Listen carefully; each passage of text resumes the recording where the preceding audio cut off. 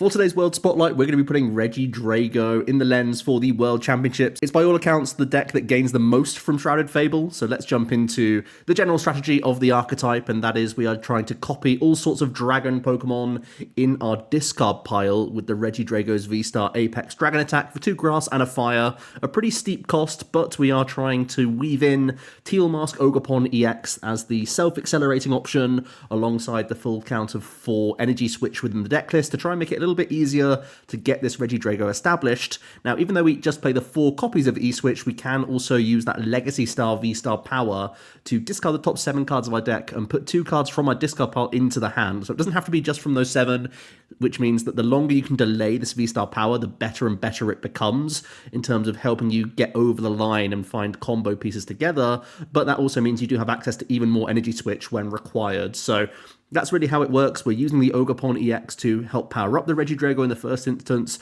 but it does also give us that great grass type coverage into Charizard EX, which is absolutely massive. As for some of the key attacking Pokemon that we're going to copy with Regidrago V-Star, the new Kyurem's Trifrost attack is one of the main reasons why we are so deadly now into some of these evolving archetypes, as we can deal 110 to 3 of your opponent's Pokemon. We are going to play the Cancelling Cologne in the deck list as well, so we can try and bring up Manaphy and still manage to deal 110 to 3 different targets. And we also have the Phantom Dive attack as well, dealing 200 and placing 6 counters on your opponent's bench Pokemon in any way you like, which means again we can be very aggressive at targeting those basic Pidgeys certainly, and setting up other Pokemon. We are also going to play the Hawlucha in the deck as well, so that we can reach onto all sorts of 70 hit point Pokemon, which is a huge amount of the evolvers in format right now. As for some of our highest damage output, Giratina V-Star's Lost Impact is kind of the go-to option here. It's fairly efficient in that we're just lost zoning 2 energy from ourselves, and it can be on any of our Pokemon as well, so that could also be on some benched Ogerpon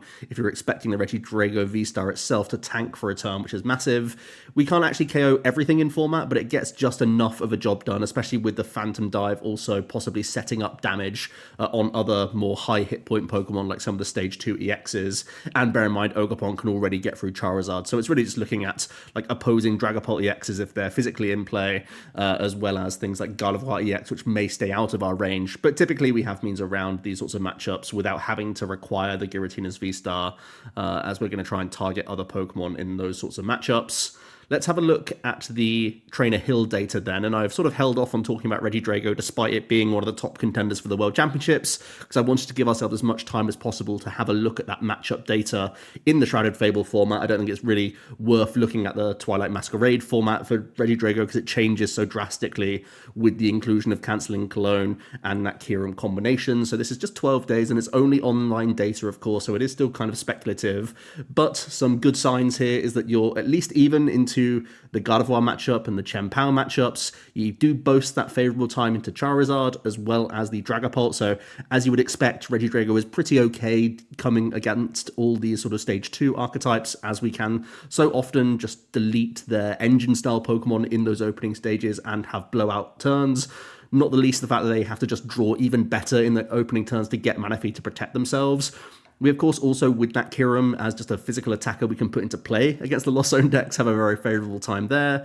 And we're also pretty decent into the Pidgeot build of Control, because we're very good at denying or just immediately KOing a Pidgeot with our attacking suite. So the fact that the Pidgeot build sort of submits more prize cards than a Snorlax, which is why that one's very favourable, whereas the Snorlax build is one of our least favourable, as you can see down at the bottom there. Also, you don't enjoy seeing the high tempo archetypes of Raging Bolt and Miraidon.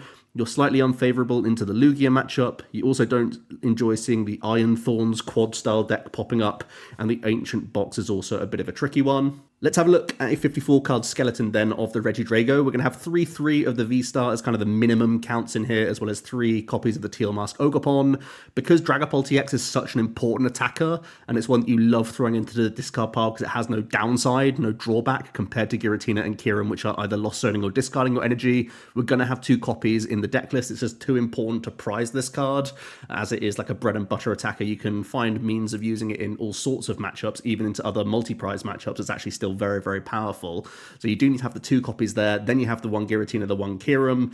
As you can see, we have a lot of discard synergy cards in here. The 4 Ultra Ball, the 4 Research, the 4 Vessel, even the 2 Superior to an extent as well, can help you discard these dragons as you go, so you can get that turn to attack.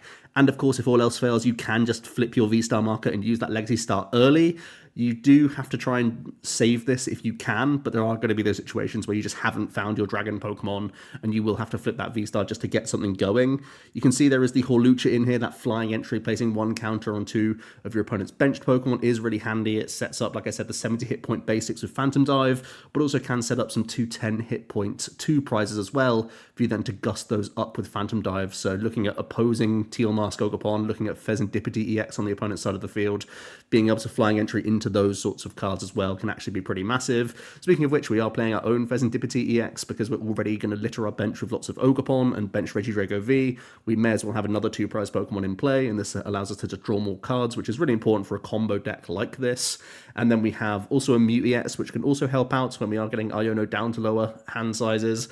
But it offers an alternate attacking option with the genome hacking. Again, we have these energy switches, so it is something we can bear in mind, and it's a free retreat pivot in the deck as well, which is actually really important when you can weave it in. And then we have the Squawkabilly EX for even more discard synergy in the deck and early game draw power when you do go first, and Regidrago is one of the most dangerous attacks you can threaten on turn 2 going first. Having the Squawkabilly to just dig deeper, to make sure you're establishing multiple Ogerpon, getting some energy established, working towards your energy switches, even banking some of the discard pile for you to Legacy Star on turn 2 can just be so devastating that it's worthwhile. And actually, in some situations when you've gone second, sometimes Squawkabilly as an attacker is not the worst thing in the world. If you do just sort of get into your Prime Catcher or your other switching cards, or if you led Ogerpon, you can Teal Dance and turn attach to Squawkabilly, pay retreat, and then you're going to motivate and attach more energy onto Regidrago. That can actually be a play that you sort of weave in a decent amount of sort of low pressure matchups. The Squawkabilly is of course vulnerable, but it's something you can try and do just to get yourself a little bit more on the board if things aren't really going your way. Or sometimes even the 20 damage from Motivate can set up things like 220 hit point EXs. Yes, you'd be submitting those first 2 prizes, but it could lead you into a Dragapult attack or something like a Goodra if that makes the list as well. And we'll talk about some other options right now. Even if the skeleton was 54 cards, I think you definitely need to consider having at least 1 stadium in your deck so you aren't getting wrecked by Neutralization Zone, the new A spec. But also these stadium cards do have a lot of versatility and uses here. The Temple of Sinnoh can be really handy against the Lugia matchup, which is currently unfavorable, so trying to tip those scales in your favor is really handy. The Jamming Tower can be a frustration against Gardevoir players, any Forest Seal Stone users as well, so that could be worth the inclusion, and it's even good against some of the controlling archetypes like Snorlax, which are often using those handheld fans. And then the Pokestop, this is kind of one that doesn't help out in any generic matchup, but maybe just pushes you towards extra item cards in those opening stages. Like I said, we are a combo-based deck, so finding our Ball Search cards, finding our Vessels, even just getting those physical copies of E-Switch are so important. So having that extra dig can be handy, and at the end of the day, it is still extra discards energy. In case we just randomly get rid of a dragon, that's always going to be handy as well. And it just makes your Legacy Star just that much more dangerous because you've seen 3 more cards deeper into your deck, even if they all end up in the discard pile by some misfortune. So yeah, I think all of these are decent options. Temple is kind of the one that sticks out to me right now because of how high profile Regidrago V-Star is. That makes people want to play Lugia, which kind of makes sense to play the Sinnoh to give yourself that chance. Even though we are just a research dump and draw style deck, when you find the Sinnoh, you can jam it immediately, force the opponent to have that bounce, because oftentimes Lugia is also just a research-based deck, and they have to just hope to hit their own stadium bounce in their next 7 cards or so, and sometimes it doesn't come off, and there are going to be those high roll situations where you see Temple early and then could even use your Legacy Star to get it back as well, which would actually be devastating, because you're actually most worried about the effects of their special energy in the matchup. Things like V-Guard Energy and Mist Energy render a lot of your attackers a lot less useful, so if you can Temple more than once in that matchup, it's going to be a big swing in games. Then the other question mark is switching cards. Switch, being the item card, is kind of the most versatile one that can go in the deck and can kind of just be played at any point in the game, which is nice. But there are reasons to also look towards Professor Churro's scenario, which can't be removed by Eerie or Misfortune Sisters against the controlling matchups, and could be some pseudo healing. Again, things in like mirror matches when your opponent's trying to set up damage across multiple Pokemon with some Dragapult EX plays, that could be handy. And some trapping plays from Gardevoir as well, where they're trying to weave in Scream Tail. There are situations where the Churro just having an additional count in the deck is pretty handy. The Iron Leaves EX is a more searchable switch out, but you do have to keep a board space open to try and weave it in. But there are other upsides here as well. It's just another attacker in the deck to sort of supplement a 3/3 V-Star line if you want to keep the lowest end in your deck. It's another attacker that you can of course use into the Charizard matchup, but it's also an attacker that you can weave in on turn 1, although you could weave in the Teal Mask Ogopon themselves. That typically spends energy switches, whereas the Iron Leaves can just yoink energy from everywhere else, jump into the active position, and save those E-switches for later on in the game, whilst initiating either a prize race or setting up damage for your Regidrago to come in and finish something off on turn 2 as well. So it gives a different dimension to the archetype by having Iron Leaves EX in the deck, and of course it's also one of these cards that is a switch out against the controlling decks that can't be removed from your hand or deck. So there are some big appeals and big reasons to like the Iron Leaves EX in the deck as well. There are even more attacking options you can think about in the Regidrago V-Star archetype. Hisuian Goodra V-Star is kind of a defensive option you can have here, just that base 200 damage, similar to the Dragapult EX of course, but rather than having 6 counters that you can place, you're instead reducing the damage that your Regidrago takes by 80. That pushes you to effectively the 360 hit points, which is a really good number to try and protect yourself from some higher damage output archetypes. Even if they can reach KOs, things like Raging Bolt could still get over the top and take that KO, but it's going to be even more expensive. They basically lose all of the energy to do it, and it could make your Ionos just more deadly towards later stages of the game. So the Goodra can be really important at protecting you against like Chinchino, where it becomes just even more expensive for them to get over the line against you as well. So there are some great applications here. It can also be useful in the mirror match as well. So there are a lot of applications for the Goodra, and it's just an extra dragon in your deck that you can find into the discard pile early. So it gives you just extra consistency of getting an attack on turn 2 simply by having a third Pokemon that can deal 200 to your opponent on turn 2 of the game. It may not be as good as doing a Dragapult EX attack in some situations, but others it might be the best case scenario. So it is a decent option to have in the deck, no doubt. And then there's the Radiant Charizard. I think you don't have to play a Radiant in this deck by any means, but I think Charizard is the standout one here. You're already playing Fire Energy and lots of ways to recover Fire Energy with those 2 Superior in the deck as well. You saw in the Skeleton I only had 2 Fire Energy in there, but we're going to supplement that either with increased counts of physical copies of Fire Energy or by having recovery cards you can see on the right-hand side of the screen. So you do have means of attacking with Radiant Charizard more than once really in the deck. And again, because we are playing energy switches, you could do this after you've just suffered 2 prizes of a KO. It might spend a few of your E-switches, but if you turn your game plan into, I'm going to attack with Radiant Charizard not once but twice in the matchup to try and swing it back in my favor, that could be really handy. If you have some reload for this card and get it back into the mix, it could be absolutely devastating. And then at the moment, there really aren't that many single prize card Pokemon within the list, so just having these Cleffers and Iron Bundles, Cleffer being the sort of extra consistency option, whereas Iron Bundle can be a great way to just weave in that Dragapult EX attack and be as devastating as possible.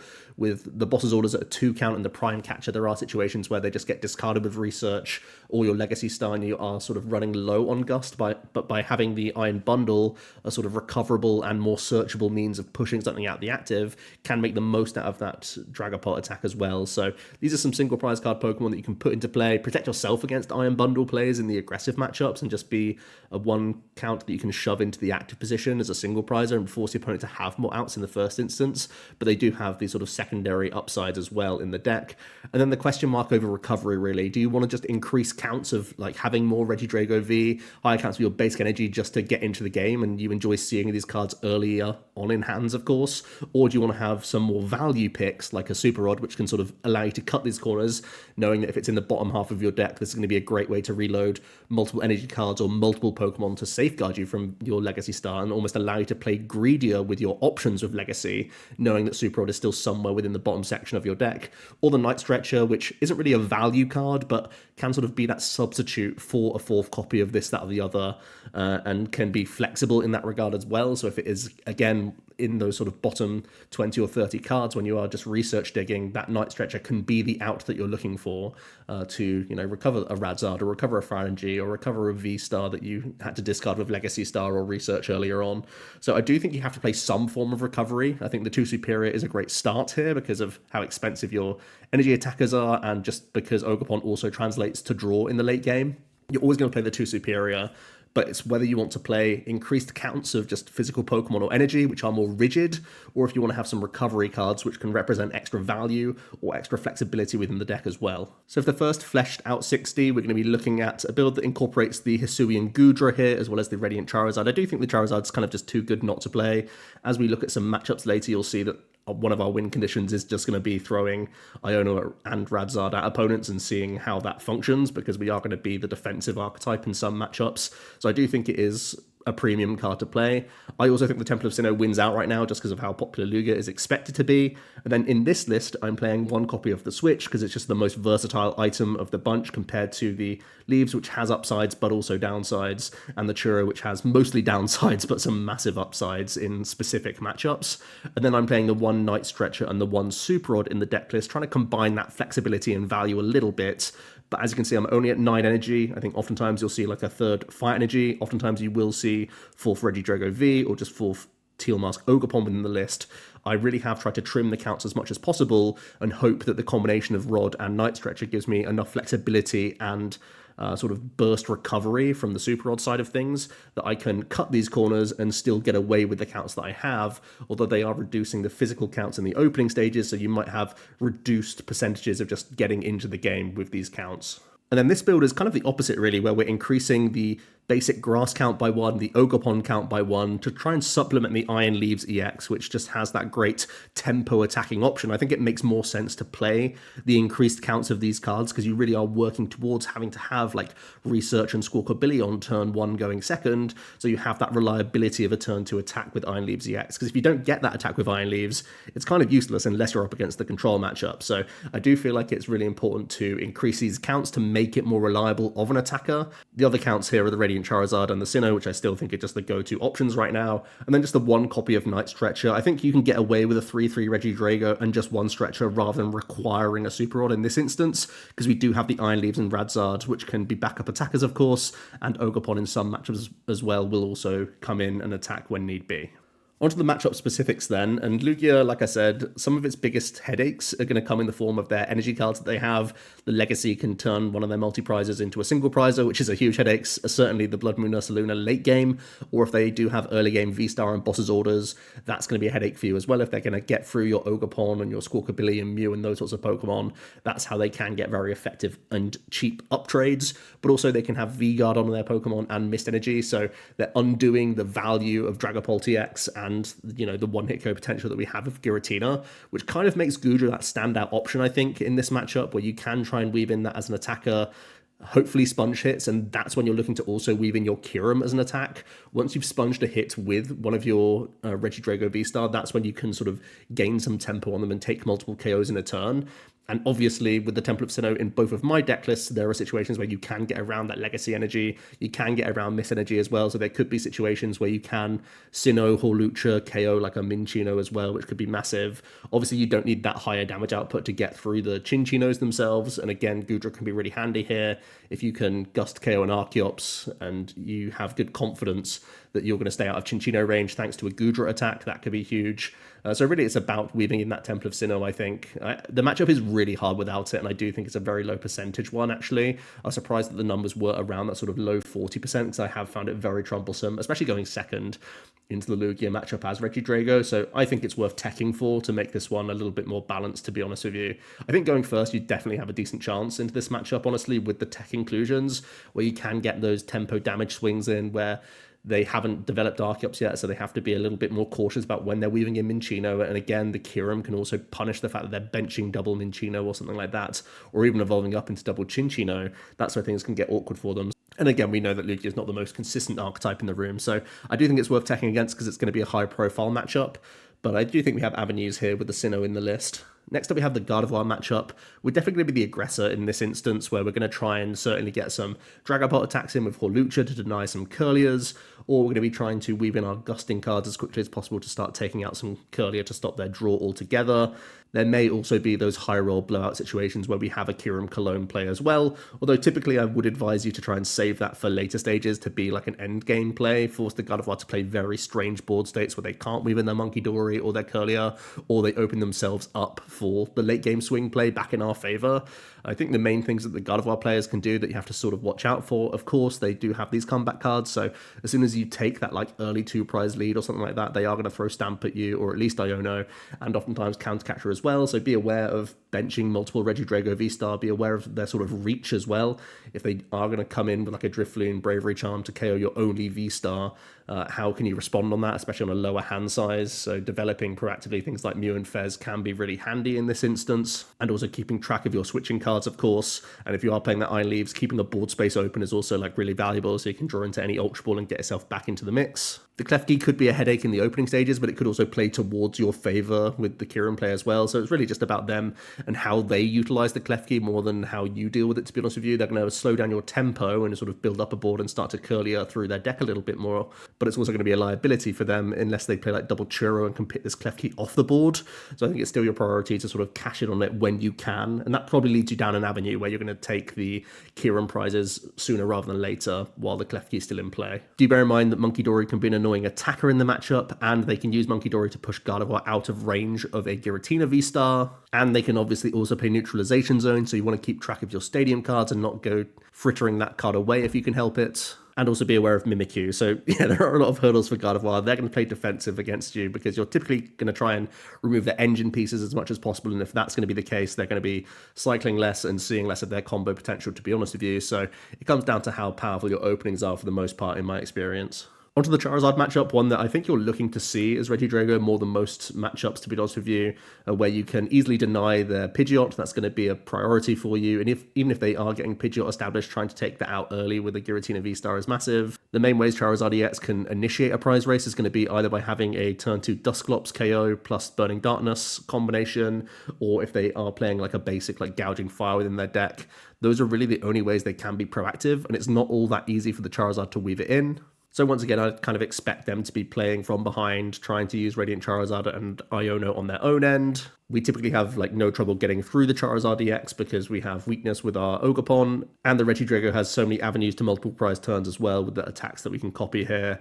I think the only real pitfalls are proactively benching cards like Mew and Squawkabilly and giving the Charizard the means of taking the first 2 prize KO, because I think you are really falling behind from that position. But if you're just benching Ogerpon and Regidrago, especially going second, right, and not giving a Squawkabilly to the opponent, you should have a much better time in this matchup, and it should be a pretty favourable one for you. Onto the Raging Bolt matchup, of course, they are going to be a tempo-style deck. You'd imagine they're going to choose second into you, which is kind of good on your side because you can prep your board a little bit, but also kind of scary because they can get that early Bellowing Thunder and initiate a prize race. And as we know, we only play 2 Iono in the list. It's not that reliable for us to find it as and when we need it. And they are often playing Pheasantipity EX in their list as well, so it's hard to deny them throughout the entire game. But I do think Radiant Charizard's probably going to be your best friend here. Again, trying to attack with this, even with 3 energy, can be massive. Proactively benching it, getting a turn attachment on it can be one of the best ways to do this. If you are leading something like an Ogerpon, Teal Dancing and paying retreat into something like a Hawlucha that you proactively play can also be a really good deal. Just try and force more from the Raging Bolt players, because it's not always the case that they're going to have everything they need to take that 2 prize KO. The other thing I'd be low-key concerned about is a late-game Bravery Charm, because oftentimes we're going to try and combine things like Goodra and Dragapult EX in this matchup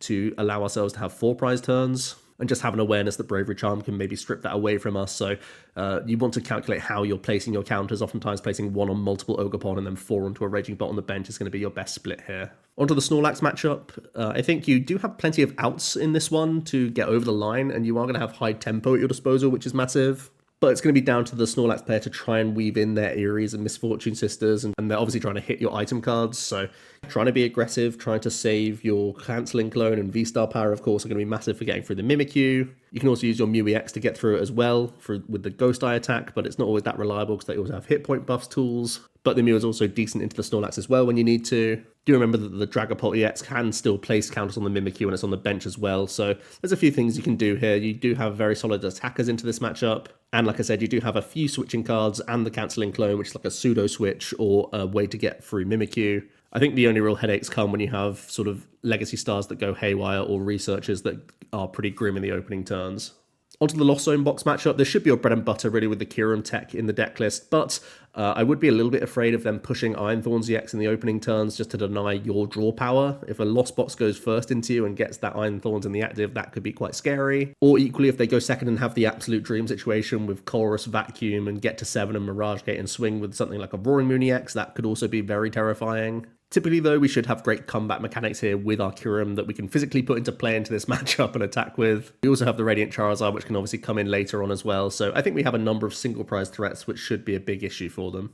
Onto the Quad Iron Thorns. This is definitely a risky one, but with Goodra in the deck, if ever you do get up and rolling and attacking, things get really tough for Iron Thorns really quickly. A lot of their win condition is going to be trying to judge you with their ability, trying to just allow you to draw into nothing, and they just have a lot of turns of Volt Cycloning and sort of building multiple Iron Thorns over a couple of turns, or just trying to find their Giovanni's Charisma and some Crushing Hammer heads to, again, buy themselves time. I think really the best thing to do is just feed them prize cards as you just slow attach to a Regidrago, knowing that your efficiency is so high once you do eventually get your V-Star rolling.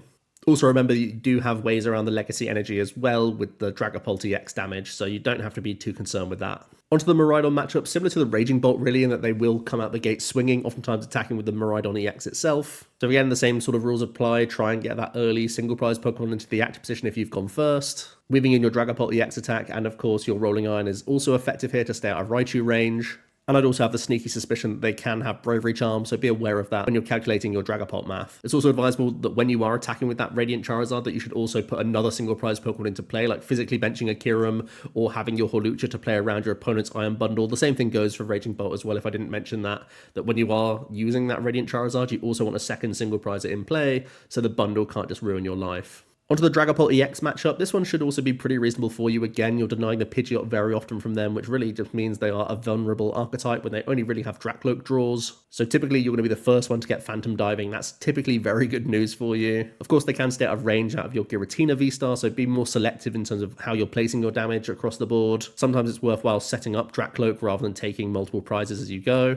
And also similar to the Charizard matchup, of course, they can weave in the Radiant Charizard of their own with their Fire Energy within the list and Iono at their disposal that you would expect in a fairly high count. Typically though, especially with the Sinnoh in the deck and the fact that we can stop them having Pidgeot very often, we should have a lot of good answers here. The Chien-Pao data shows it as close, and I think this is actually one of the most coin flip matchups in terms of if you go first or second. Because I think going first, you laugh at most Chien-Pao builds. By getting that turn 2 Dragapult EX attack, you can be so disruptive to their board.